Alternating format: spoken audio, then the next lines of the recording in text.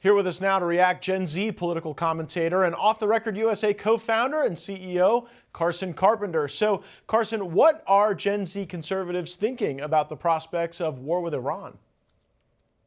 They're not happy about it, Matt. They don't want war with Iran at all. They want a peaceful country. They want an America only, an America first country. They want to see our country actually be putting ourselves at the forefront and not just becoming a police force across the world like we saw during the mid-2000s. And the key difference between now and back then is that won't play with public opinion. I think the Trump administration knows that. I think that we cannot have another endless war in the Middle East because of what history had taught us there. And I believe John Kiriakou said over the weekend that we are planning a strike against Iran today or tomorrow before the State of the Union. And officials were probably saying that in the administration because they thought that might play well with public opinion. But Gen Z and people that are my age do not want to see this. It is a total last resort. I wonder why. I mean, I'm a geriatric millennial. I was standing in my college student union when the Twin Towers fell, and so most of my adult life has been in observance of these forever wars, and my own friends coming back with all kind of ailments on the inside and out for very unknowable gain. But I think about someone who's your age. You probably don't have the same connection to 9/11 and those moments. And so, what do you think drives the anti-war energy with Gen Z conservatives? I think the anti-war energy is a lot of people on the left wouldn't even know how to go fight overseas in a war. They wouldn't even have the gall to go do something that selfless for themselves. And then a lot of the younger conservative right just see our country as a shining beacon on the hill, in a way that Reagan put it, where we should actually focus on domestic issues, right? We should focus on affordability for younger people. I'm paying an exorbitant amount for rent per month just to live in a place that's barely able to have services for ourselves. And a lot of younger people like me have the same mentality as those people in the 1920s. They're just in the roaring 20s. They want to work hard. They want to be able to have a family. They want to be able to put food on the table, but they're aspiring to do something better for their generation. And I think that's what our generation wants. And this would be a setback. If we had to go fight in the Middle East, if we had to go fight in a war across the world, it would set back our generation like it did for the millennial generation with 9/11. It set back their economic prosperity. It set back their educational prosperity because you look at the economy in the late mid-2000s, it was pretty bad with the Great Recession. So I think our generation wants to use the example of the past to not let it dictate our future.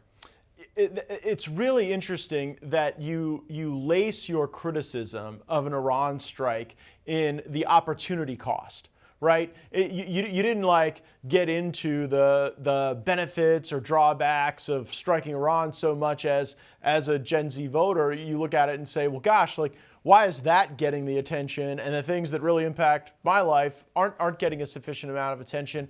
And I wonder how much that played into Trump's victory in 2024. President Trump had so much support among voters under the age of 30. Do you think the anti-war message was a critical component of that at the time? Absolutely. He wanted to model himself as the peace president, and I think he's actually done a really good job with that. The left likes to paint him with the capture of Maduro and strikes on some of these other countries as not being peaceful. But in fact, if you are the strongest military in the world, you have to hold peace around the world. You can't just let all these uprisings and chaotic things happen. So I think Trump has done a very good job at maintaining himself as the peace president. And that's where people get the messaging wrong. They don't necessarily see where Trump is coming from with these victories of the capture of Maduro, with the actual midnight hammer in Iran the first time. I think if we're going to see a strike on Iran, it will be in that same way of getting in and getting out and maintaining peace across the world. That is Trump's MO. He doesn't want to be like the homeowners association of Caracas or Tehran, but there does seem to be this extraction theory that in Venezuela so far is held. But I would caution against believing that what can happen in the Americas is somehow possible in the sands of Persia or Arabia. We have far less ability to dictate outcomes there if we look back at recent history. Final question for you. President Trump is going to be delivering the State of the Union tomorrow. What do you want to hear him say? I want him to have an America only message, not an America first message, because when you say America first, it means you're willing to compromise for your own country. You're willing to compromise with other countries to not necessarily get the best outcome when you go into the negotiating table. You're willing to sell off 25, 50% of what you want to actually give up during those meetings. So I want President Trump to come out hard, come out quick.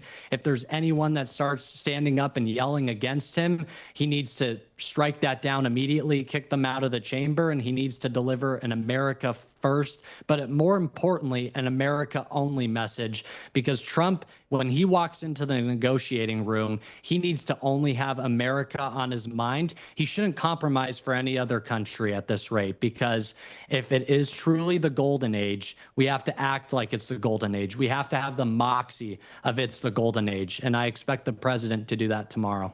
Carson Carpenter, the founder and CEO of Off the Record USA. Thanks so much for joining me and sharing your viewpoint. Thank you very much, Matt.